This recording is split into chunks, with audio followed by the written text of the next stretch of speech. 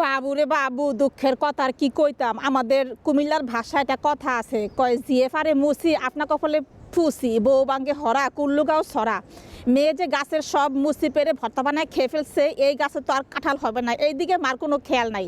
কিন্তু ছেলের বউ ভাতের মার গালতে যে ভাত ফেলে দিছে, এইটা তিনি পুরো এলাকা মাইকিং করে বলতেছে যে আমার ছেলের বউ তো কোনো কাজই জানে না, বাপ মা কিচ্ছু শিখাইছে না। ঠিক আছে, তো মেয়ের জামাই মেয়ের সব কথা শুনলে, ঘরের কাজ করলে শাশুড়ি হাত তালি দিতে দিতে বলে যে ভাগ্যগুণে এমন একটা মেয়ে পাইছি, ভাগ্যগুণে এমন একটা মেয়ের জামাই পাইছি।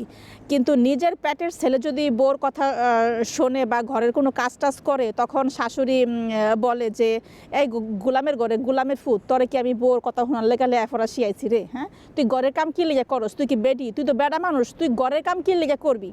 কিন্তু নিজের মেয়ের জামাই যদি ঘরের কাজ করে, তখন শাশুড়ি হাত তালি দিতে দিতে মানে পুরো এলাকা বলে যে ভাগ্যগুণে এমন একটা মেয়ের জামাই পাইছি। ঠিক আছে, তো এই হচ্ছে আমাদের দেশের শাশুড়িদের অবস্থা।